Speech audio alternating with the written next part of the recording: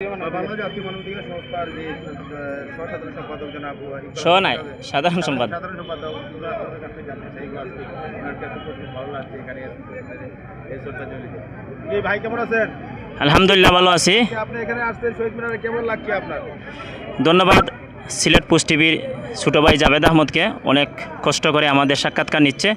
প্রথমত আমি শ্রদ্ধা জ্ঞাপন করিতেছি 52 ভাষা আন্দোলনের সকল শহীদদের প্রতি। আজকে আমাদের শহীদ মিনারে আমাদের বাংলাদেশ জাতীয় মানবাধিকার সমিতি সিলেট মহানগর শাখার পক্ষ থেকে এই শ্রদ্ধা নিবেদন এবং পুষ্পস্তবক অর্পণ করে নিজেকে অনেক ভালো লাগতেছে যে ভবিষ্যতেও যেহেতু আমরা আমাদের এই কাজটাকে অব্যাহত রাখতে পারি।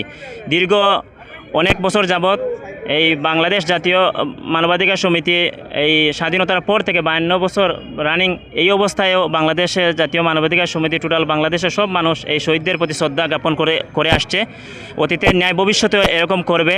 আমরা আমাদের বাংলা ভাষাকে অটুট এবং অক্ষুণ্ণ রাখতে আমাদের যা যা করার দরকার তা আমরা করতে ঐক্যবদ্ধ। অসংখ্য অসংখ্য ধন্যবাদ ভাই, আপনাকে অসংখ্য ধন্যবাদ। কেমন আছেন? জি ভালো আছি। ভাই আপনি রমজান মাস তো আজকে 21 ফেব্রুয়ারি, তারপর আপনারা আসছেন শহীদ মিনারে পূজা দেওয়ার জন্য।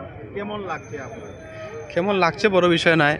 আমাদের অনেকে আছে যেমন রাষ্ট্রীয় আচারের কারণে শহীদদের প্রতি শ্রদ্ধা জানাতে আসে, আমরা সে পক্ষ থেকে নয়।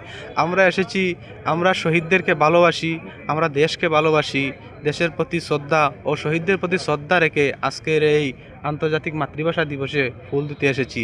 এটা আমাদের ছাত্র আন্দোলনের যে ঐতিহাসিক 52 আন্দোলন 21শে ফেব্রুয়ারি, সেটা মাথায় রেখেই আমরা এসেছি। আমরা দেশের প্রতি ভালোবাসা এবং শহীদদের প্রতি ভালোবাসা জ্ঞাপন করেছি।